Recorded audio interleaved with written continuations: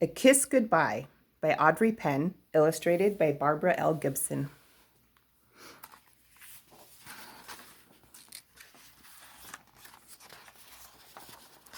Chester Raccoon sat in the corner of his tree hollow and frowned. "I'm not moving," he announced stubbornly. "I'm staying here. I want to stay with my tree, stay with my friends, and stay where I've always lived." Mrs. Raccoon patted Chester's worried, furrowed forehead. "I understand how you feel," she told him, in an understanding, motherly voice. "But I'm afraid we all have to move." "But I like it here," whined Chester. "It's my home." "It's my home too," said Mrs. Raccoon, "and Ronnie's. And I know how scary it is to move to a new place. But sometimes, like when you started school and changed classes, you have to do things that are scary and hard at first. I know. Maybe you could think of moving as an adventure." Chester scrunched up his face and grumbled. "I don't like adventures. I had an adventure down at the pond and fell in chasing a frog. I had an adventure up a pine tree and got prickly pine cones in my tail.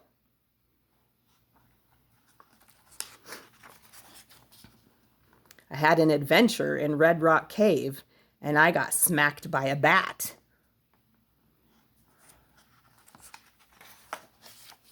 Mrs. Raccoon laughed. "Well, this will be a different kind of adventure. This time we'll all be together, you and me and Ronnie." Chester didn't budge. He just sat there with his arms folded and a stubborn expression on his face. "Why do we have to leave our tree anyway?" he wanted to know. "I like this tree. I'm used to it."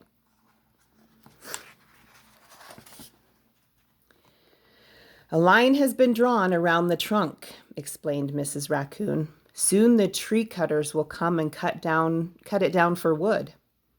Chester poked his head out of the hollow and looked around. "There are lots of other trees," he pointed out. "Why don't they cut down some of the other trees instead?" "They're cutting down all the trees in this part of the woods," explained his mother. "But I've picked out a new tree to live in that's big and comfortable and has lots of holes to look out of."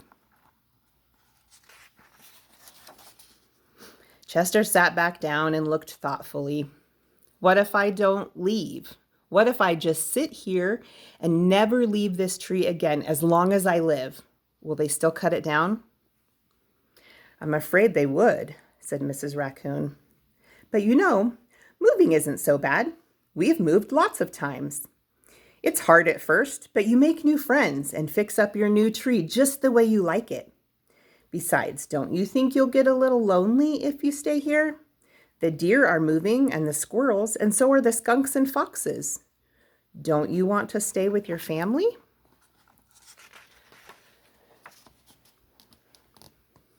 "Will I have to go to a new school?" asked Chester. "I suppose you will, but you will never know who you might meet. Don't you want to make new friends?" "I like the friends I already have. I don't need to make new ones." "I see. Well, I would certainly miss you if you stayed here," said Mrs. Raccoon. "Aren't you afraid you'd miss us?" "I'd miss you," admitted Chester, "but I'm not so sure about Ronnie." Mrs. Raccoon chuckled. "I think you'd miss Ronnie most of all. Who would be there to pull your tail or tickle your mask or follow you everywhere you went?" Chester sat back and took a good long look around the inside of his hollow. He memorized its round shape with its lookout hole just below the thick branches that housed bird nests and squirrels. Then he closed his eyes, pressed his palm against the wall, and felt the texture of the wood and bark, the smooth place and the rough places. When he opened his eyes, he reached up and broke off a small piece of bark from the wall and pushed it deep into his pocket. He put his face up close to the wall and breathed in the sweet scent of the white oak. Next, he gazed out of the hollow. He wanted to always remember how it looked, the way the stars and the moon shone between the branches, and the way the afternoon sun hit the leaves, turning them a fiery red in the fall. When he ducked his head back into the tree, he placed a gentle kiss on his palm and reached and pushed it against the wall. "Goodbye," he told the hollow. "I will miss you." When Chester climbed outside, he wrapped his little arms around the tree trunk and said goodbye again. This time, a tiny tear rolled down his cheek. Mrs. Raccoon led Chester and Ronnie down the path the other animals had taken to the far end of the distant woods, where they would soon be living. "You know," Mrs. Raccoon told Chester, you don't ever have to forget your tree.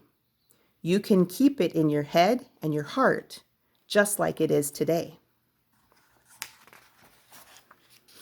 Chester stayed quiet all the way to the far end of the distant woods. When he arrived at the new tree in the morning, he folded his arms and pouted. Mrs. Raccoon nuzzled him on the ear. "Why don't we all go inside and see how we like it?" Chester followed his mother and brother into the tree hollow and looked around. He reached into his pocket and fingered the small piece of bark he had brought with him. It felt good having a piece of his old home.